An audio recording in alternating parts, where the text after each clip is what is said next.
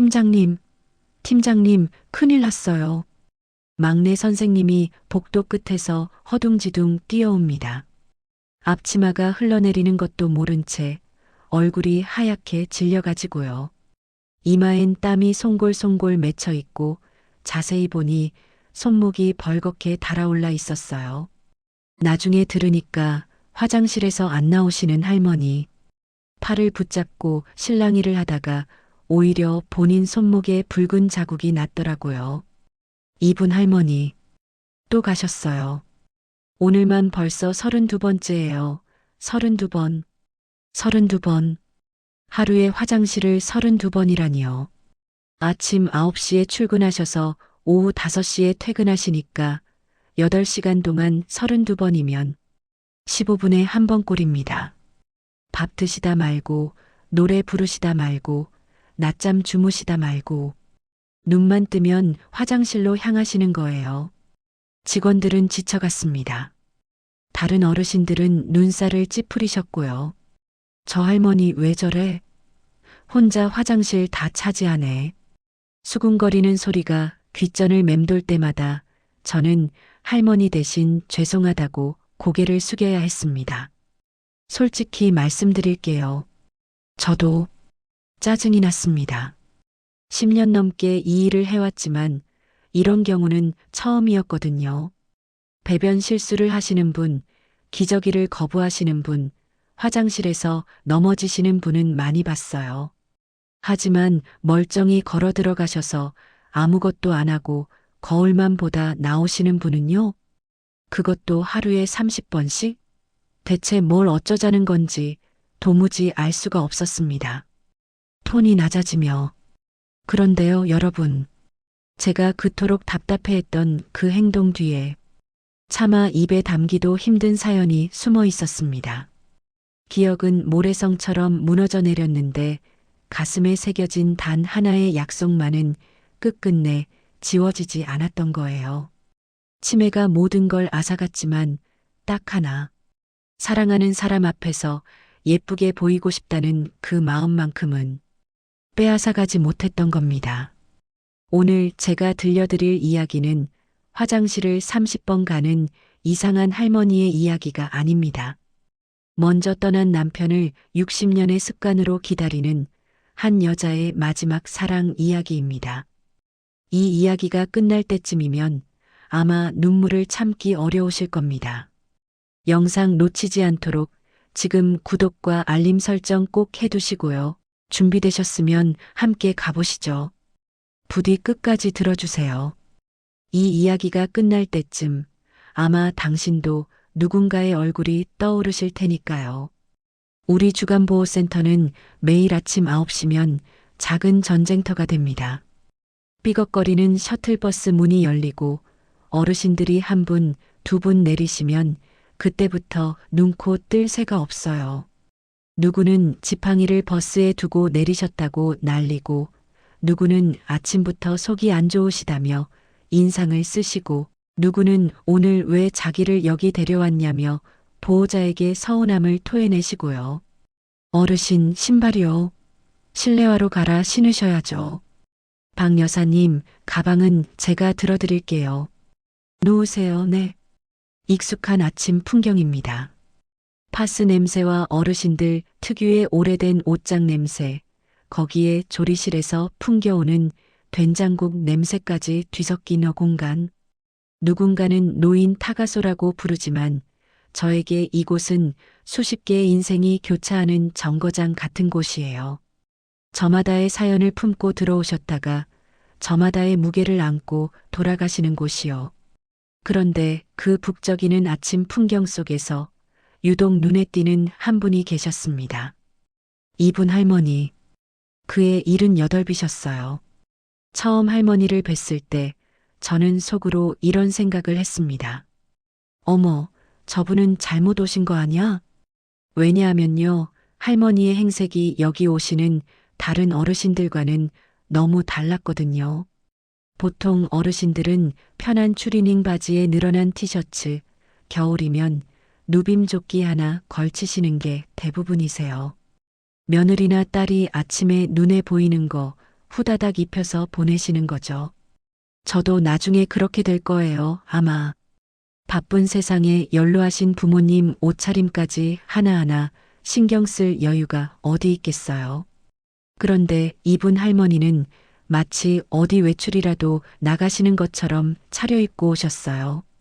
칼처럼 주름 잡힌 연회색 슬랙스, 거기에 어울리는 아이보리색 블라우스, 목에는 작은 꽃무늬가 있는 실크 스카프를 단정하게 묶으셨고 귀에는 진주 귀걸이가 조용히 빛나고 있었습니다.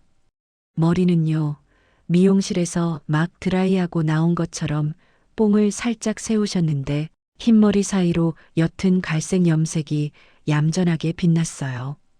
입술에는 분홍빛 루즈까지 바르셨고요. 센터에 오시는 분 중에 립스틱 바르고 오시는 분은 할머니가 처음이셨어요. 어머 할머니, 오늘 되게 곱게 차려입으셨네요. 어디 좋은 데라도 가세요? 제가 여쭤보니까 할머니가 수줍게 웃으시는 거예요. 주름 가득한 얼굴에 소녀 같은 미소가 번지더라고요. 아이고 뭐려. 그냥 여자가 항상 단정해야지. 그 말투가 어찌나 조곤조곤하고 품이 있으시던지요. 어르신들 중에는 사투리가 심하신 분도 계시고 말씀이 거친 분도 계시거든요. 그런데 이분 할머니는 마치 옛날 아나운서처럼 또박또박 표준어를 쓰셨어요. 나중에 보호자분께 여쭤보니까 젊어서 여학교 나오시고 은행에서 근무하셨대요. 그 시절 여자가 은행원이면 엄청난 엘리트였다잖아요. 아, 그리고 한 가지 더. 할머니는 늘 가죽 핸드백을 들고 오셨어요. 낡긴 했는데 손때가 곱게 묻어서 오히려 고급스러워 보이는 그런 가방이요. 갈색 가죽이 세월의 발에서 군데군데 옅어졌는데 그게 또 묘하게 멋스러웠어요. 할머니는 그 가방을 항상 품에 꼭 안고 다니셨어요. 밥 드실 때도 무릎 위에 올려놓으시고 노래 교실할 때도 옆에 바짝 붙여두시고요. 한 번은 제가 궁금해서 여쭤봤어요. 할머니, 그 가방 안에 뭐가 들었어요? 항상 꼭 안고 계시네. 그랬더니 할머니가 가방을 더 세게 껴안으시는 거예요. 그 순간 가방 안에서 달그락하고 뭔가 부딪히는 소리가 났습니다. 딱딱한 것들끼리 부딪히는 소리. 립스틱 케이스 같기도 하고 사탕통 같기도 하고 아니면 오래된 약통 같기도 한 정체를 알 수 없는 그 소리가 유독 귓가에 맴돌았어요. 이건 비밀이야. 할머니는 마치 어린아이가 보물 상자를 지키듯 두 팔로 가방을 감싸 안으며 고개를 저으셨어요. 그 눈빛이 어찌나 진지하시던지 장난기라고는 하나도 없는 그 눈빛이요. 그때는 그냥 웃어 넘겼어요. 치매 어르신들이 별걸 다 비밀이라고 하시니까요. 어떤 분은 휴지 뭉치를 비밀이라 하시고 어떤 분은 요양원 슬리퍼를 보물이라 하시고 그러려니 했습니다. 근데 이상하게 그 달그락 소리가 자꾸 신경 쓰였어요. 할머니가 움직이실 때마다 가방 속에서 무언가 부딪히는 그 작은 소리. 대체 뭘 그렇게 소중히 들고 다니시는 걸까? 어쨌든 첫인상은 아주 좋았어요. 다른 선생님들도 다 좋아하셨어요. 이분 할머니는 손이 안 가서 좋다고들 하셨죠. 치매 등급도 경증이셨고 거동도 편하셨고 대소변도 완벽하게 가리셨고 성격도 얌전하셨으니까요. 이런 어르신만 계시면 얼마나 좋을까 그렇게 생각했어요. 그런데요. 센터에 다니신 지 딱 일주일이 지났을 때였습니다. 제가 할머니에 대해 완전히 다시 생각하게 된 사건이 터졌어요. 그날은 목요일이었어요. 오전 10시 노래 교실 시간이었습니다. 김 선생님이 앞에서 고향의 봄을 틀어놓고 어르신들이 다 같이 따라 부르고 계셨죠. 저도 한쪽에서 박수 치면서 분위기 띄우고 있었는데 갑자기 할머니가 벌떡 일어나시는 거예요. 할머니, 어디 가세요? 노래 안 부르시고? 화장실. 잠깐. 뭐, 화장실이야 당연히 가셔야죠. 네, 다녀오세요 하고 보내드렸어요. 그런데 5분쯤 지나서 돌아오신 할머니가 자리에 앉은 지 채 10분도 안 돼서 또 일어나시는 겁니다. 할머니, 또 가세요? 응, 좀 봐야 할 게 있어. 뭘 보시게? 싶었지만 그냥 보내드렸어요. 어르신들이 가끔 괜히 왔다 갔다 하시는 경우도 있으니까요. 치매 특성상 앉아 있는 게 불편하신 분들도 계시거든요. 근데 그게 시작이었습니다. 10분 뒤에 또 가시더니 15분 뒤에 또 점심시간 되니까 밥 드시다 말고 수저를 탁 내려놓으시고 또 가시고 오후 되니까 더 심해졌어요. 복도에서 할머니 뒷모습을 마주치는 게 일상이 됐어요. 살랑살랑 걸어가시는 그 뒷모습, 화장실 문 닫히는 덜컥 소리, 한참 후에 물소리 하나 없이 나오시는 발자국 소리, 그리고 다시 거울 앞에 서시는 모습. 나오시면 꼭 거울 앞에 서셨어요. 머리를 매만지시고 블라우스 옷깃을 여미시고 스카프를 고쳐 묶으시고 그리고는 거울 속 자신에게 무슨 확인이라도 하듯 고개를 끄덕이셨다가 자리로 돌아가시자마자 또 일어나셨어요. 직원들 사이에서 술렁이기 시작했습니다. 팀장님, 저거 방광염 아니에요? 병원 가봐야 하는 거 아닌가요? 아니면 강박증인가? 화장실 강박 같은 거 있대요. 그냥 관심 받고 싶으신 거 아닐까요? 일부러 저러시는 것 같기도 하고. 저도 처음엔 의심했어요. 혹시 몸이 불편하신 건가? 비뇨기과 진료가 필요하신 건가? 그래서 보호자분께 연락도 드려봤어요. 그런데 돌아온 대답은 의외였습니다. 아, 어머니 화장실 자주 가시는 거요? 집에서도 그래요. 근데 검사해봐도 아무 이상 없대요. 그냥 습관인가 봐요. 습관이요? 하루에 30번이 넘는 게 그냥 습관이라고요? 도저히 납득이 안 됐지만 일단 지켜보기로 했습니다. 그런데 시간이 지날수록 상황은 더 심각해졌어요. 어느 날 오후였어요. 다른 어르신 한 분이 화장실이 급하셔서 문을 두드리셨거든요. 근데 할머니가 안 나오시는 거예요. 거기 누구야? 나 급해. 빨리 나와. 똑똑똑. 똑똑똑똑똑. 노크 소리가 점점 거세졌어요. 그래도 할머니는 잠깐만요, 잠깐만 하시면서 안 나오셨어요. 거울 앞에서 머리를 매만지고 계셨던 거예요. 결국 밖에 계시던 어르신이 참다 못해 소리를 버럭 지르셨고 복도가 순식간에 난장판이 됐습니다. 막내 선생님이 황급히 중재하러 달려갔는데 돌아온 모습이 말이 아니었어요. 이마엔 땀이 줄줄 흐르고 손목엔 붉은 자국이 선명하게 나 있더라고요. 할머니 팔을 붙잡고 나오시라고 살살 당기다가 할머니가 뿌리치시는 바람에 오히려 본인 손목만 잡혔다가 놓친 거예요. 할머니 힘이 어찌나 세시던지 70 넘은 분 맞나 싶을 정도였대요. 팀장님, 저 진짜 못하겠어요. 저 할머니 때문에 다른 어르신들 민원 다 들어오고 저는 팔목 가지고 이러다 사고 나요, 진짜. 막내 선생님 눈에 눈물이 그렁그렁 맺혀 있었어요. 이 일 시작한 지 6개월밖에 안 된 새내기가 벌써 지쳐버린 거예요. 다른 어르신들 원성도 하늘을 찔렀어요. 저 할머니 때문에 못 살겠어. 아니, 화장실이 저 사람 거예요? 맨날 거울만 보고. 뭐가 그리 볼 게 많아? 저도 난감했습니다. 뭐라고 말씀드려야 할지, 어떻게 해야 할지. 그래서 결국 제가 직접 나섰습니다. 할머니를 조용히 사무실로 모셔왔어요. 창밖으로 오후 햇살이 비스듬히 들어오고 있었고 할머니는 언제나처럼 단정한 모습으로 의자에 앉으셨습니다. 두 손은 가지런히 무릎 위에 올리시고 그 낡은 가죽 핸드백은 여전히 품에 꼭 안으신 채로요. 가방 안에서 또 달그락 소리가 희미하게 났습니다. 저는 최대한 부드럽게 여쭤봤습니다.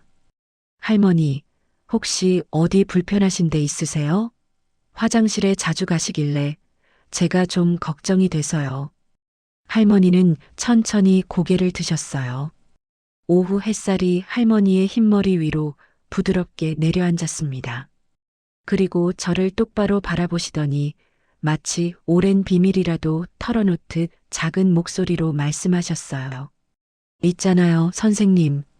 네, 말씀하세요.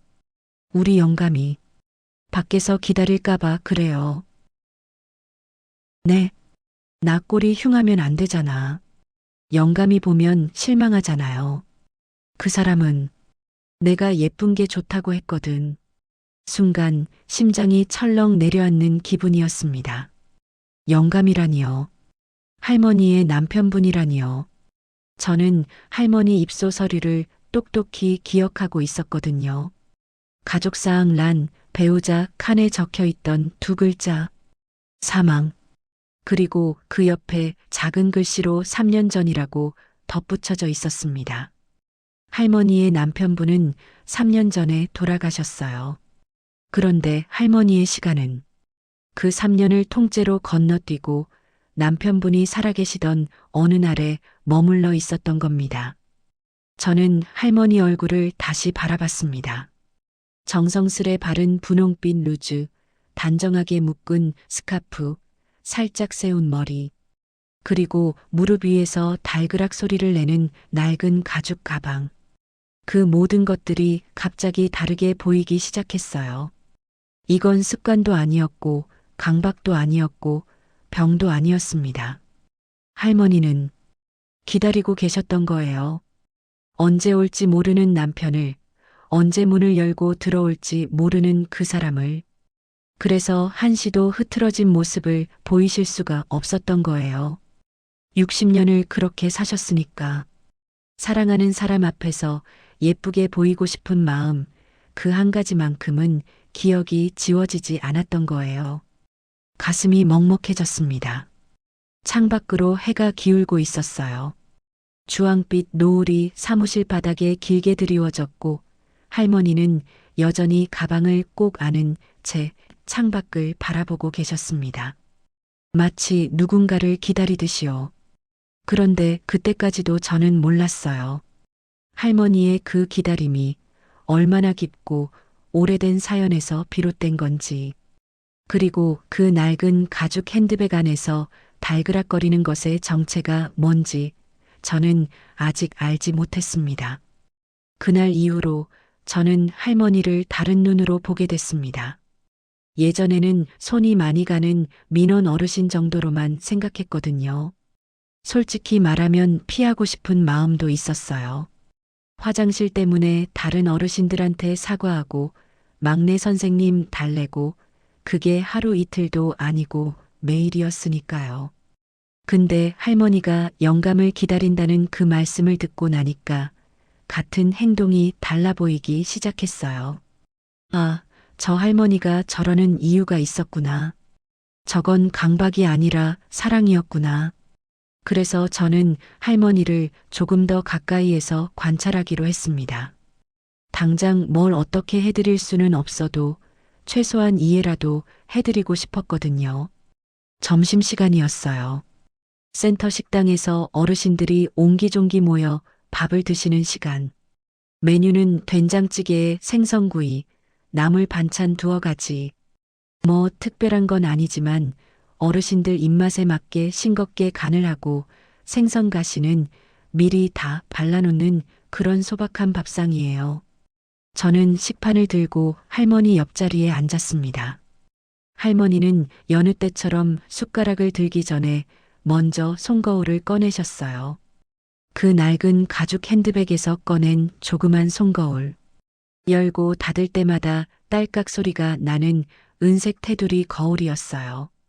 할머니는 거울을 들여다보시며 입술 라인을 손가락으로 정리하셨습니다.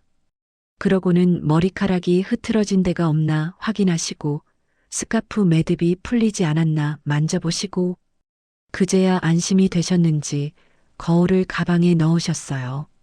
달그락. 거울이 가방 안에 무언가와 부딪히는 소리가 또 났습니다.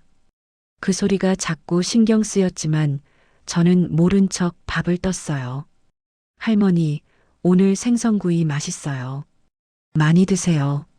어머, 고마워요, 선생님. 근데 할머니가 갑자기 창밖을 힐끗 보셨어요. 식당 창문 너머로 센터 주차장이 보이거든요. 할머니는 그 주차장 입구를 유심히 바라보시다가 걱정스러운 목소리로 말씀하셨어요. 오늘 은행 마감이 늦어서 영감이 오래 기다리겠네. 네, 그 사람이요. 칼퇴근이거든요. 5시 땡 하면 어김없이 데리러 오는데 오늘은 내가 야근이라 미리 얘기해놨어야 했는데 저는 숟가락을 든 채로 멈췄습니다. 은행이요? 야근이요? 할머니의 시간은 지금 여기에 있지 않았어요. 할머니의 머릿속 시계는 30년, 아니, 어쩌면 40년 전 어딘가에 멈춰 있었습니다. 아직 은행에 다니고 있고 남편은 매일 퇴근 시간에 맞춰 데리러 오고 그런 일상이 지금도 계속되고 있다고 믿고 계신 거예요. 할머니, 오늘 은행 쉬는 날이에요. 걱정 마세요. 제가 그렇게 말씀드렸더니 할머니가 눈을 동그랗게 뜨시더라고요. 어머, 그래? 일요일이야? 네, 그래서 천천히 드셔도 돼요. 아무도 안 기다려요. 아이고, 그럼 다행이네. 할머니는 안심한 듯 밥을 드시기 시작했어요. 하지만 5분도 안 돼서 또 창밖을 힐끗 보셨어요. 그리고는 불안한 듯 숟가락을 내려놓으셨습니다. 근데 선생님, 영감차가 안 보이네. 혹시 사고라도 난 거 아냐? 제가 뭐라고 답해야 할지 몰라서 머뭇거리는 사이 할머니가 또 가방을 열어 손거울을 꺼내셨어요. 딸깍, 달그락, 거울과 함께 부딪히는 그 소리. 립스틱 케이스 소리 같기도 하고 작은 보석함 소리 같기도 한. 저는 슬쩍 가방 안을 보려고 했지만 할머니가 재빨리 가방을 닫으셨어요. 마치 들키면 안 되는 비밀이라도 있는 것처럼. 나중에 기록 카드를 다시 꺼내봤습니다. 거기에는 할머니의 과거가 간략하게 적혀 있었어요. 학력 여자고등학교 졸업, 경력은행 근무 1968년부터 1995년까지, 특이사항 초기 알츠하이머 치매, 단기 기억 손상 심함, 장기 기억은 비교적 보존, 1968년부터 1995년까지 27년 동안 은행에서 일하신 거예요. 그 시절에 여자가 은행원이면 그것도 27년이나 한 직장에 다녔다면 정말 대단한 커리어 우먼이셨던 거죠. 지금처럼 여성사회 진출이 활발하지 않았던 시대에 오죽하면 여자가 은행 다닌다는 것만으로도 동네방네 소문이 났었다잖아요. 그런 분이 지금은 기억 속에서 길을 잃고 계신 거예요. 27년 동안 매일 아침 단정하게 차려입고 출근하셨을 거예요. 칼주름 잡힌 치마, 깔끔한 블라우스, 작은 브로치 하나. 은행원이니까 언제나 정갈해야 했을 테고 고객 앞에서 흐트러진 모습을 보이면 안 됐을 거예요. 그 습관이 50년 넘게 몸에 배어서 치매가 와도 지워지지 않는 거였습니다.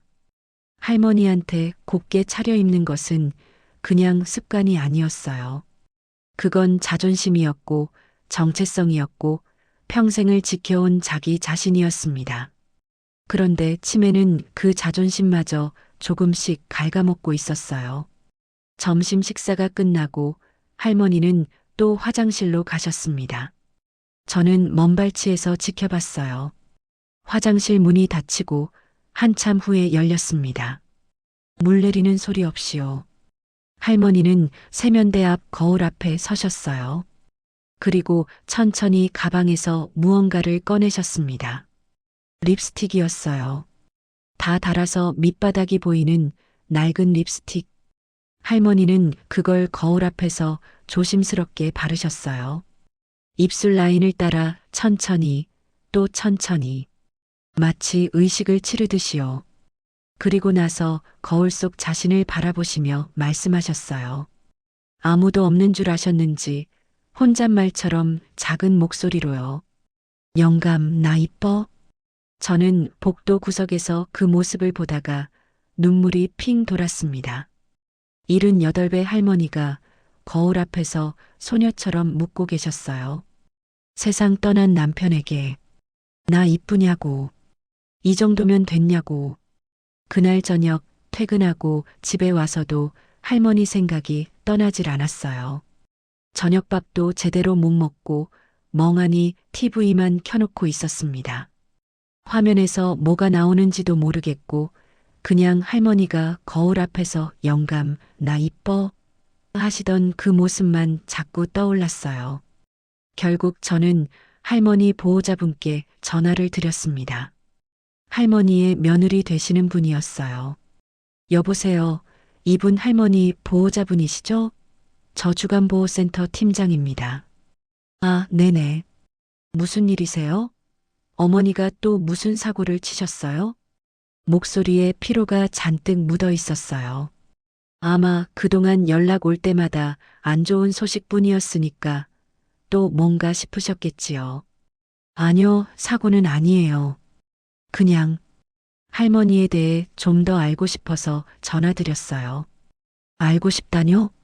할머니께서 남편분, 그러니까 돌아가신 할아버지를 아직 기다리고 계시더라고요. 화장실에 자주 가시는 것도 그분 때문인 것 같고요. 혹시 두 분이 어떤 사이셨는지 여쭤봐도 될까요? 전화기 너머로 한숨 소리가 들렸어요. 길고 깊은 한숨이요. 선생님, 시간 좀 있으세요? 얘기가 길어요. 저는 소파에 깊이 앉으며 대답했습니다. 네, 말씀하세요. 다 듣고 싶어요. 며느리분의 이야기는 이랬습니다. 시아버지, 그러니까 할머니의 남편 되시는 분은 3년 전 겨울에 돌아가셨대요. 갑작스러운 심장마비였다고 해요. 아침에 멀쩡히 밥 드시고 신문 보시다가 갑자기 쓰러지셨대요. 119가 오기도 전에 숨을 거두셨고요. 아버지가 돌아가셨을 때요. 어머니는 울지 않으셨어요. 안 우셨어요? 네. 장례식장에서 3일 내내 눈물 한 방울 안 흘리셨어요. 조문객들이 오시면 인사하시고 고맙습니다. 고맙습니다 하시고 겉으로는 너무 담담하셔서 다들 걱정했거든요. 저러다 나중에 한꺼번에 터지시면 어쩌나 했죠. 며느리분의 목소리가 조금 떨렸어요. 근데 그게 아니었어요. 어머니는 이해를 못 하셨던 거예요. 이해를 못 하셨다뇨? 아버지가 돌아가셨다는 걸요. 장례식장에서도 자꾸 영감이 언제 오냐고 물으셨대요. 조문객들 앞에서요. 처음에는 슬픔 때문에 그러시나 보다 했는데 나중에 보니까 진짜로 모르시는 거였어요. 아버지가 돌아가신 게 아니라 어디 출장 가신 줄로 아셨던 거예요. 저는 숨을 죽이고 들었습니다. 발인 끝나고 집에 돌아왔는데요. 어머니가 제일 먼저 하신 말이 뭔지 아세요? 영감 양복 다려놔야겠다. 출장 갔다 오면 피곤할 텐데. 그러셨어요. 전화기를 든 손이 떨렸습니다. 그날부터요. 어머니는 매일 현관문만 바라보셨어요. 소파에 앉아서 하루 종일요. TV도 안 보시고 밥도 제대로 안 드시고 그냥 현관문이 열리기만 기다리셨어요. 아버지가 다녀왔어 하고 들어오실 거라고 믿으시면서요. 저희가 아버지 돌아가셨다고 말씀드려도 소용없었어요. 처음엔 무슨 소리야 하시다가 설명을 들으시면 그때는 우시거든요. 근데 30분 후면 또 잊어버리세요. 그리고 또 물으세요. 영감 언제 와? 그럼 저희가 또 설명해야 하고 어머니는 또 우시고 며느리분의 목소리가 갈라졌어요. 선생님, 그거 아세요? 사랑하는 사람이 죽었다는 걸 하루에도 몇 번씩 새로 알아야 하는 게 어떤 건지. 저는 아무 말도 할 수 없었습니다. 어머니한테는요, 매일이 아버지 돌아가신 첫날이에요. 매일 처음으로 그 사실을 듣고 매일 처음으로 가슴이 무너지시는 거예요. 그게 너무 가혹해서 저희가 어느 순간부터 말씀을 안 드렸어요. 그냥 아버지 출장 가셨다고 하면 어머니가 덜 힘들어 하시더라고요. 그런데 그게 또 병을 더 악화시킨 것 같기도 하고요. 며느리분이 잠시 말을 멈추셨어요. 전화기 너머로 훌쩍이는 소리가 들렸습니다. 아버지가 살아계실 때요. 두 분이 정말 다정하셨거든요. 아버지가 매일 어머니 퇴근 시간에 맞춰서 은행 앞에 차 대놓고 기다리셨대요. 27년 동안요. 어머니가 은행 정문으로 나오시면 아버지가 차에서 내려서 문 열어드리시고 그게 두 분만의 의식 같은 거였대요. 27년 동안 매일 한 번도 안 빠지고 어머니 가방 안에 뭐 있는지 아세요? 며느리분이 갑자기 물으셨어요. 그 낡은 가죽 가방이요? 네. 그거 아버지가 결혼 10주년 때 사드린 거예요.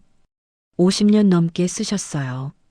근데 그 안에 뭐가 들었는지는 저희도 잘 몰라요. 어머니가 절대 안 보여주시거든요. 달그락. 그 소리가 떠올랐습니다. 한 가지 아는 건요. 아버지 장례식 날 어머니가 영정사진 앞에서 뭔가를 가방에 넣으셨대요. 뭔지는 못 봤는데 작은 거였다고 하더라고요. 그 이후로 그 가방을 한 번도 안 놓으세요. 주무실 때도 베개 옆에 두시고요. 저는 그제야 조금 알 것 같았어요. 할머니가 왜 그 가방을 그토록 꼭 안고 다니시는지, 그 안에서 달그락거리는 게 대체 뭔지, 그건 아마 할머니에게 남은 마지막 남편이었던 거예요. 전화를 끊고 한참을 멍하니 앉아 있었습니다. 할머니의 하루가 그려졌어요.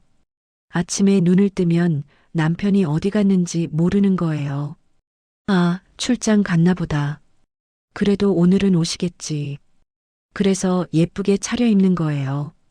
립스틱 바르고 스카프 매고 머리 다듬고 언제 문이 열려도 부끄럽지 않게. 그리고 하루 종일 기다리는 거예요. 화장실 거울 앞에서 수십 번씩 확인하면서 나 흐트러진 데 없지? 영감이 보면 실망 안 하겠지? 그렇게 묻고 또 물으면서 하지만 남편은 오지 않아요. 절대로 오지 않아요. 그리고 밤이 되면 할머니는 또 잊어버리는 거예요. 오늘 하루를 통째로. 내일 아침이 되면 또다시 남편을 기다리기 위해 눈을 뜨시겠지요. 이게 할머니의 매일이었습니다. 기다림으로 시작해서 기다림으로 끝나는 하루. 끝나지 않는 기다림. 도착하지 않을 사람을 향한 사랑. 저는 그날 밤 오래도록 잠을 이루지 못했습니다. 그날은 아침부터 하늘이 심상치 않았어요.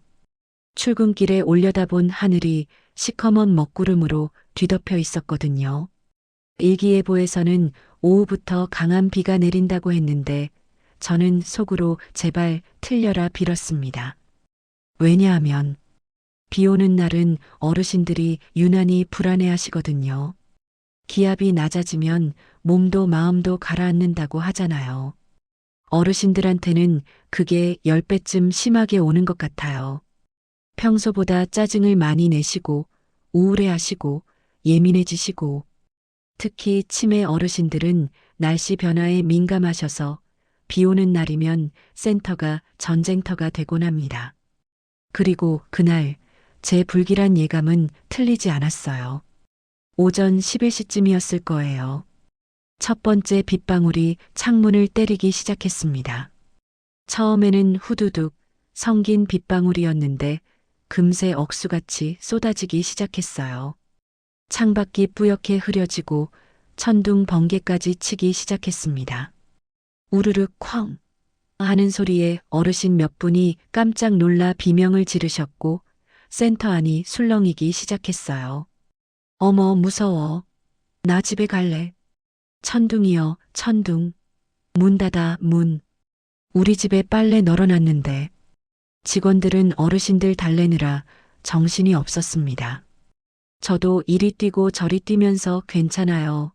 금방 그쳐요 하고 다독이고 다녔어요. 그런데 그때 누군가 없다는 걸 깨달았습니다. 이분 할머니요. 할머니 어디 가셨어? 아까까지 분명 창가 자리에 앉아 계셨거든요. 근데 자리가 비어 있었어요. 낡은 가죽 가방도 없고요. 막내야, 이분 할머니 봤어? 아까 화장실 가신다고. 화장실, 또 화장실. 저는 한숨을 쉬며 화장실 쪽으로 걸어갔습니다. 복도 끝에 있는 여자 화장실. 문 앞에 서니까 안에서 아무 소리도 안 들렸어요. 물 내리는 소리도 없고 인기척도 없고. 할머니, 저 팀장이에요. 괜찮으세요? 대답이 없었습니다. 똑똑. 문을 두드려 봤어요. 할머니 계세요? 그제야 안에서 작은 소리가 들렸습니다. 잠깐만요. 잠깐만이 15분이 됐습니다. 문제는 그 다음이었어요. 빗소리가 더 거세지고 천둥이 쾅 하고 울릴 때마다 센터가 흔들리는 것 같았어요. 어르신들의 불안감도 덩달아 커졌고요. 그중 한 분, 박 여사님이 제게 급히 다가오셨습니다. 선생님, 나 화장실 급해. 진짜 급해. 네. 저쪽 화장실로. 저쪽은 멀어. 여기가 가까운데 왜 안 되냐고. 박 여사님이 화장실 문 앞에 서서 쾅쾅 두드리기 시작했어요. 거기 누구야? 빨리 나와. 나 못 참겠어. 안에서 여전히 대답이 없었습니다. 아니, 아주 작은 목소리로 잠깐만요, 잠깐만. 하시는 소리만 들렸어요. 잠깐이 뭐가 잠깐이야. 나 지리겠다고. 박 여사님 얼굴이 새빨개지셨어요. 진짜로 급하신 거였어요. 저도 당황해서 문을 두드렸습니다. 할머니, 죄송한데 급하신 분이 계세요. 잠깐만 나와주실 수 있으세요? 조금만요. 조금만. 할머니. 박 여사님이 문을 발로 차기 시작했어요. 쿵, 쿵. 낡은 문짝이 덜컹거렸습니다. 야, 이 영감탱이야. 빨리 안 나와. 그 순간 뒤에서 다른 어르신들이 모여들기 시작했어요. 무슨 일이냐고, 왜 이러냐고.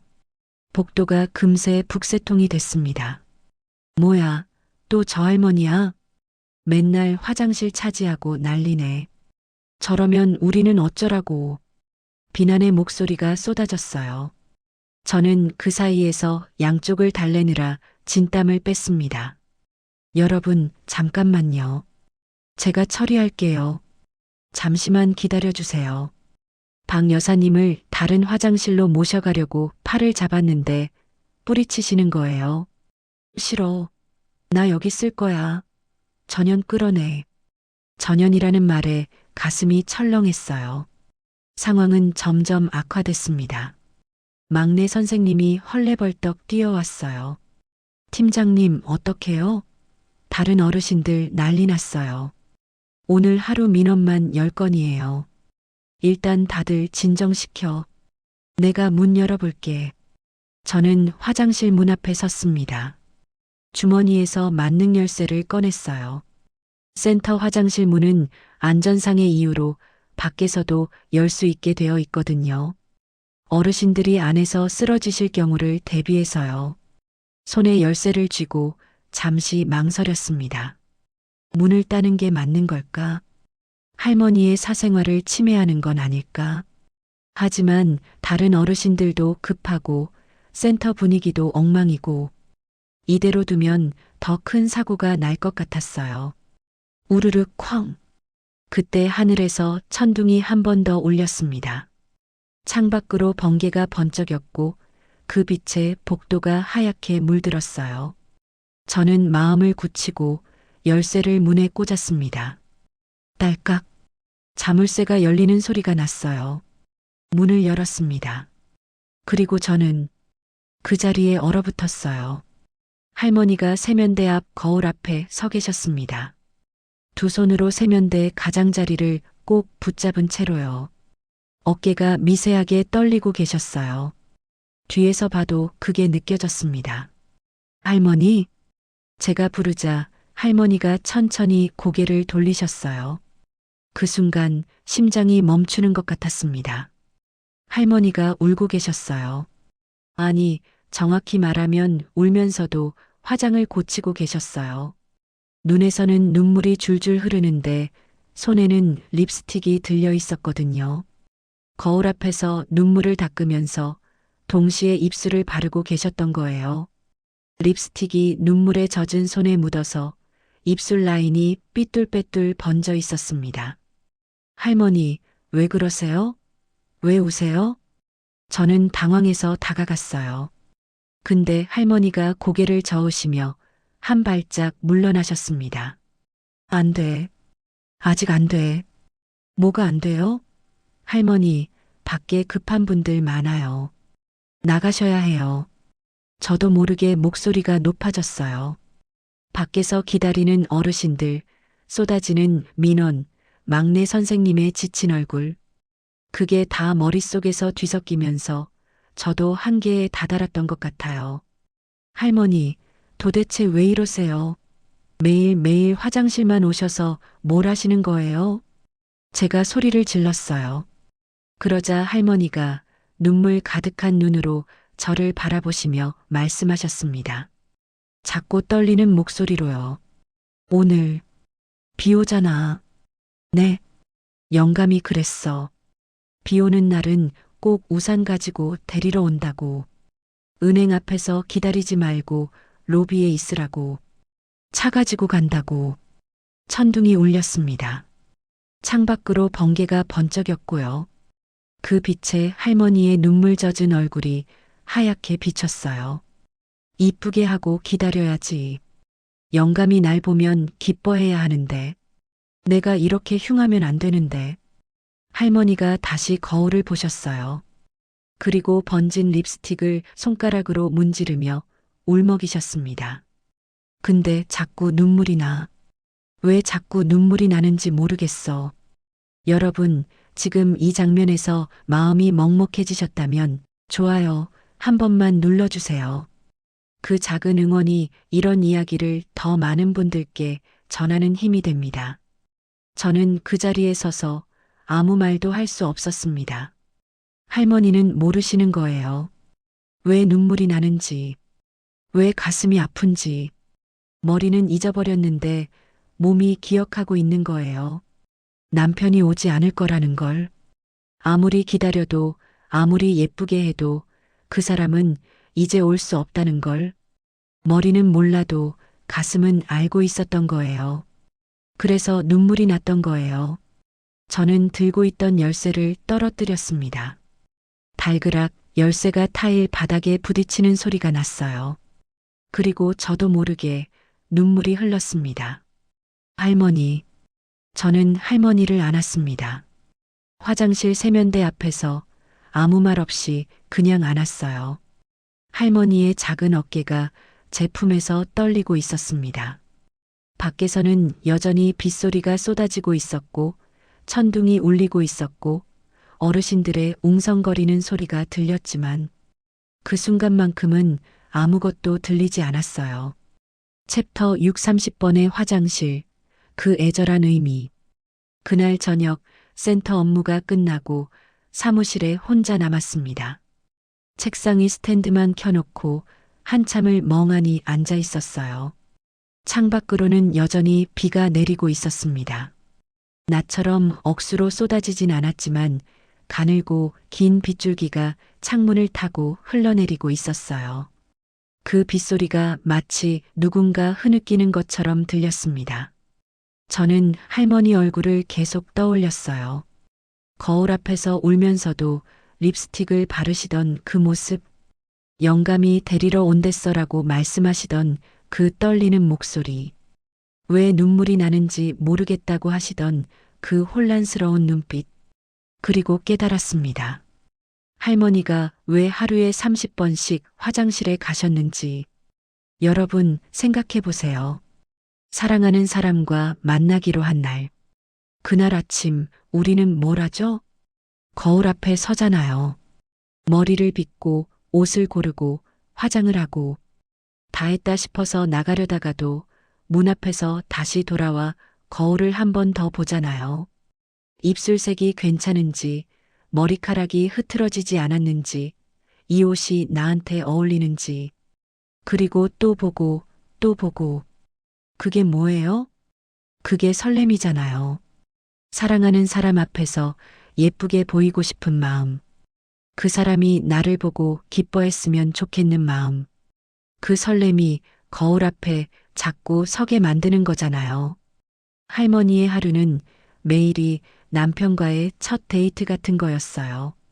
아침에 눈을 뜨면 오늘 남편이 온다고 생각하시는 거예요. 그래서 예쁘게 차려입으시는 거예요. 립스틱 바르시고 스카프 매시고 머리 다듬으시고 그리고 기다리시는 거예요. 근데 시간이 지나도 남편이 안 오는 거예요. 불안해지시는 거예요. 내가 뭐가 잘못됐나? 내가 흐트러진 데가 있나? 그래서 또 거울을 보러 가시는 거예요.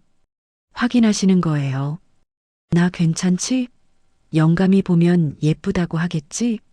10번, 20번, 30번. 그게 다 설렘이었던 거예요. 60년 전 신혼 시절 느꼈던 그 설렘. 남편이 은행 앞에 차 대고 기다릴 때 로비에서 거울 보며 두근거렸던 그 마음.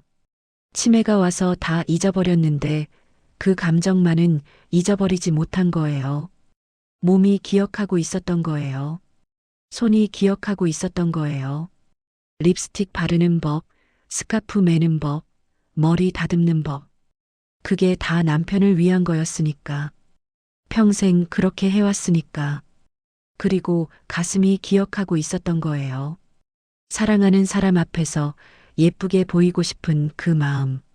그건 치매가 와도 기억이 사라져도 절대로 지워지지 않는 거였어요. 저는 그날 알았습니다. 사람이 사람을 기억하는 방법은 뇌가 아니라 가슴이라는 거요. 뇌는 배신해도 가슴은 배신하지 않아요. 이름을 잊어버려도 얼굴을 못 알아봐도 그 사람을 향한 사랑만은 어딘가에 남아 있어요. 화장실 거울 앞에서 립스틱 바르는 손끝에서 스카프를 매만지는 습관 속에서 할머니의 30번의 화장실은 30번의 설렘이었습니다. 30번의 기다림이었습니다. 그리고 30번의 사랑 고백이었습니다. 저는 그날 사무실에서 한참을 울었어요. 할머니가 불쌍해서가 아니었어요. 아니, 물론 그것도 있었지만요. 그보다는 그렇게까지 누군가를 사랑할 수 있다는 게 너무 아름다웠거든요. 너무 애절했거든요. 우리가 짜증냈던 그 행동이 사실은 세상에서 가장 순수한 사랑이었다니. 우리가 혀를 차며 바라봤던 그 뒷모습이 60년을 함께한 사람을 향한 기다림이었다니. 저는 부끄러웠어요. 그리고 결심했어요. 내일부터는 할머니를 막지 않겠다고. 화장실에 가시면 그냥 기다려드리겠다고. 아니, 가능하다면 저도 함께 기다려드리겠다고. 할머니의 남편은 오지 않겠지만 적어도 저는 할머니 곁에 있어드릴 수 있으니까요. 다음 날 아침이 밝았어요. 어젯밤 그 폭우가 거짓말처럼 하늘이 맑게 개어 있었습니다. 센터 창문으로 쏟아지는 아침 햇살이 어찌나 눈부시던지요. 마치 세상이 씻긴 것 같았어요. 공기도 맑고 바람도 선선하고 저는 평소보다 30분 일찍 출근했습니다. 마음에 담아둔 게 있었거든요. 셔틀버스가 도착하고 어르신들이 한 분씩 내리셨어요. 저는 현관에서 인사를 드리면서 한 분을 기다리고 있었습니다. 버스 맨 마지막에서 내리신 분. 이분 할머니였어요. 오늘도 어김없이 단정하게 차려입고 오셨더라고요. 연보라색 블라우스에 회색 슬랙스, 목에는 하늘색 실크 스카프를 두르셨어요. 그리고 손에는 늘 그렇듯 낡은 가죽 핸드백을 꼭 쥐고 계셨고요. 할머니, 어서 오세요. 제가 다가가서 인사드렸더니 할머니가 살짝 놀라시는 것 같았어요. 아마 어제 제가 소리 지른 게 기억나셔서 긴장하신 것 같았어요. 아, 물론 치매라서 기억 못 하실 수도 있지만 그래도 감정의 잔상 같은 건 남잖아요. 저는 최대한 부드럽게 웃으며 말했어요. 오늘 정말 고우시네요, 할머니. 그 블라우스 색깔이 얼굴이랑 너무 잘 어울려요. 할머니가 눈을 동그랗게 뜨셨어요. 그러고는 수줍게 웃으시며 스카프를 만지셨어요. 그래요? 이거 영감이 좋아하는 색이거든. 어머, 그래요? 역시 할아버지 취향이 좋으시네. 오늘 할머니 보시면 완전 반하시겠다. 할머니의 주름진 얼굴에 소녀 같은 미소가 번졌습니다. 그 웃음을 보는 순간 저도 모르게 눈시울이 뜨거워졌어요. 꾹 참았습니다. 오전 10시쯤이었어요. 예상대로 할머니가 자리에서 일어나셨습니다. 화장실로 가시려는 거였죠. 주변 어르신들이 또 시작이냐는 듯 힐끗 쳐다보셨고 막내 선생님도 걱정스러운 눈으로 저를 봤어요. 저는 일어나서 할머니께 다가갔습니다. 할머니, 화장실 가세요? 응. 잠깐 좀 보고 오려고. 그럼 저도 같이 가도 돼요? 할머니가 의아하다는 듯 저를 보셨어요. 같이? 왜? 그냥요. 저도 거울 좀 보고 싶어서요. 저는 할머니 팔짱을 살짝 끼며 함께 걸었습니다. 복도를 나란히 걸어가는데 할머니 발걸음이 평소보다 가벼워 보였어요. 누군가와 함께 간다는 게 좋으셨나 봐요. 화장실에 들어가서 저는 할머니 옆에 섰습니다. 나란히 거울을 보면서요. 할머니, 머리 제가 빗겨드릴까요? 어머, 괜찮아요. 내가 하지. 아니에요. 제가 해드리고 싶어요. 가만히 계세요. 저는 가방에서 빗을 꺼내 할머니 머리를 천천히 빗겨드렸어요. 하얗게 센 머리카락 사이로 빗이 지나갈 때마다 할머니가 눈을 감으셨어요. 편안한 표정이셨어요. 마치 어린 시절 엄마한테 머리 빗김 받던 아이처럼요. 할머니, 여기 한 가닥 삐져나왔네요. 제가 넣어드릴게요. 고마워요, 선생님. 머리를 다 빗겨드리고 저는 할머니 가방에서 립스틱을 꺼내도 되냐고 여쭤봤어요. 할머니가 잠시 망설이시다가 조심스럽게 가방을 여셨습니다. 달그락. 그 익숙한 소리가 났어요. 저는 그 안을 살짝 보았지만 내색하지 않았습니다. 그건 할머니만의 비밀이니까요. 할머니가 다 다른 립스틱을 꺼내셨어요. 저는 그걸 받아들고 할머니 입술에 천천히 발라드렸습니다. 할머니, 살짝 벌리세요. 네, 그렇지요. 아, 색깔 너무 예쁘다. 이거 무슨 색이에요? 이거 영감이 첫 월급 타고 사다 준 거야. 50년 됐어. 어머, 50년이요? 그래도 색이 이렇게 예쁜 게 남아있네요. 영감이 이 색이 나한테 제일 어울린다고 했거든. 저는 립스틱을 다 바르고 거울 속 할머니를 가리키며 말했어요. 할머니, 보세요. 정말 예쁘시다. 할아버지가 오시면 깜짝 놀라시겠어요. 할머니가 거울 속 자신을 바라보셨어요. 그리고 환하게 웃으셨어요. 그 웃음이 정말 예뻤어요. 78배 주름 가득한 얼굴이었지만 그 순간만큼은 20살 새색시 같았어요. 그치? 나 괜찮지? 괜찮은 정도가 아니에요. 완전 예쁘세요.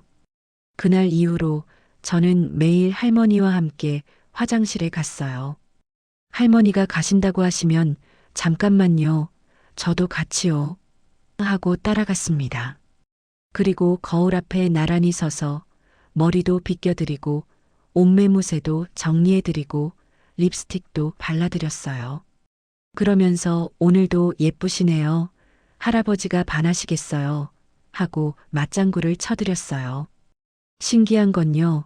그렇게 하니까 할머니가 화장실에 가시는 횟수가 줄었어요. 예전에는 하루에 30번, 40번씩 가셨는데 점점 줄어서 나중에는 10번 남짓이 됐어요. 아마 혼자 불안하게 확인하실 필요가 없어지셨나 봐요. 누군가 예쁘다고 말해주니까 안심이 되셨던 것 같아요. 다른 직원들도 달라졌어요.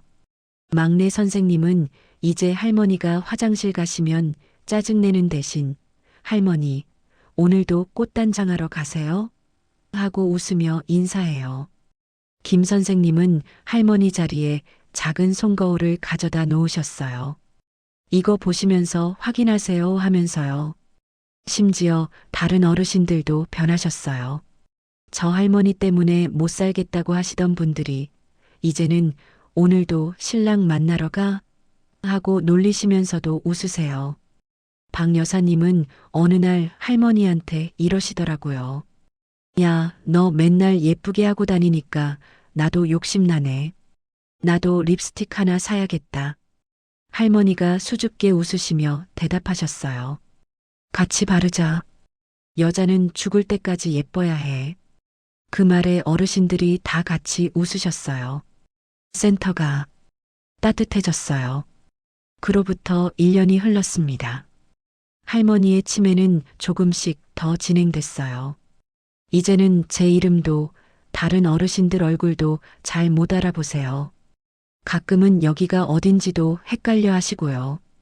딸과 며느리가 면회 오셔도 누구세요? 하고 물으실 때도 있어요. 하지만요. 아침마다 단정하게 차려입고 오시는 건 여전해요. 칼주름 잡힌 슬랙스, 깔끔한 블라우스, 목에 두른 스카프, 그리고 손에 꼭 쥔 낡은 가죽 핸드백. 그 안에서 달그락거리는 소리도 여전하고요. 그리고 여전히 거울 앞에 서시면 이렇게 말씀하세요. 영감, 나 이뻐? 제 이름은 잊으셨어도 그 사람에 대한 사랑은 잊지 않으셨어요.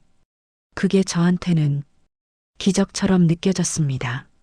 얼마 전 할머니 가방 안에 뭐가 있는지 알게 됐어요. 할머니가 낮잠을 주무시는 사이 가방이 열려 있었거든요. 일부러 본 건 아닌데 눈에 들어왔어요. 다 다른 분홍 립스틱, 은색 테두리 손거울, 그리고 작은 사진 한 장, 흑백 사진이었어요. 젊은 남자와 젊은 여자가 나란히 서 있는 사진. 남자는 양복을 입고 있었고 여자는 하얀 저고리를 입고 있었어요. 두 사람 다 수줍게 웃고 있었어요.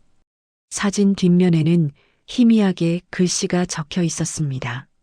1965년 4월 3일. 우리 결혼하던 날. 당신이 세상에서 제일 예뻤소. 마이너스 영감.